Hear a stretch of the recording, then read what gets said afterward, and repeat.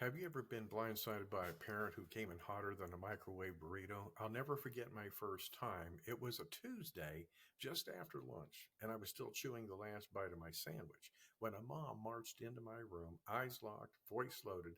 I had no idea what was about to hit me, but I learned something that day that completely changed how I deal with angry parents. By the end of this episode, you'll know exactly how to start that first conversation so you can move from confrontation to collaboration. And I'll tell you the one sentence I always use now that flips the tone in seconds. Welcome to the First Year Teacher Survival Guide. I'm your host, Steve Hiles, and today we're going to be talking about dealing with angry parents, specifically the first conversation that you need to have. Okay, preparation is everything. Here's the thing, most teachers walk into their first meeting reactive, not ready. Okay, like, it's like showing up for a sword fight with a spoon. My first year, I thought preparation meant having my lesson plans handy. Nope. Preparation means gathering facts, reviewing the student's history, and knowing exactly what you want out of the conversation. Okay? There's an old coaching phrase, if you're explaining, then you're losing. The same is true with angry parents. You don't want to get lost defending your every move. Okay? You want to steer the conversation towards solutions. That starts with framing the meeting before it begins. I once had a father storm in the class about a test grade, okay? Because I had taken the time to review the student's progress, I could show improvement trends. We were talking solutions within 5 minutes, okay? Smooth transitions like that, they come from preparation, not winging it, okay? Now, here's a wild stat. According to a 2023 study, only 17% of heated parent teacher conversations actually address the real problem. That means 83% of the time you're debating symptoms and not causes. That's why in my second year, I tried something that threw a parent completely off their attack mode.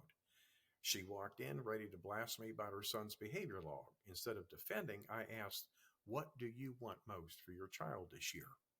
Very powerful. Silence. She wasn't expecting that. Her answer, "I just want him to enjoy learning again." And in that moment, everything shifted. We went from enemies to allies in less than 2 minutes, mind you. Okay. Now that's the magic of a pattern interrupt. It stops the predictable back and forth, okay, that you have. And it gets you both on the same page.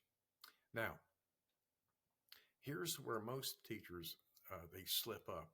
Okay, they think being nice means saying yes to everything, but clear is being kind.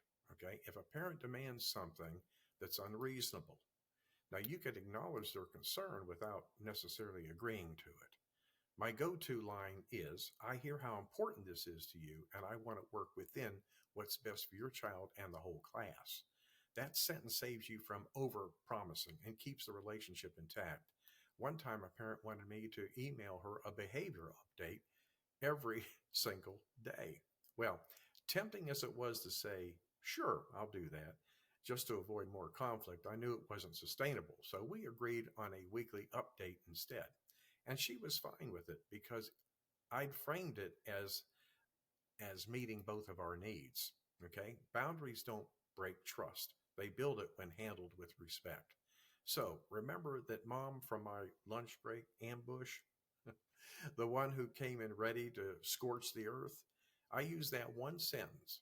What do you want most for your child this year? And it changed everything. And the fight went out of her instantly. Okay. We build a plan together in about 15 minutes.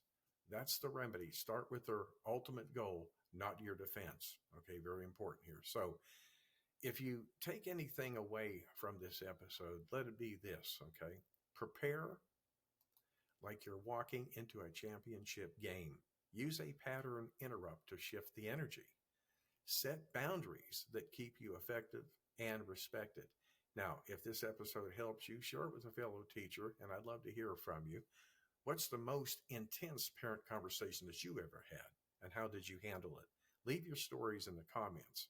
Well, that's a wrap for us, and we'll see you same time, same place next week. And remember, you got this.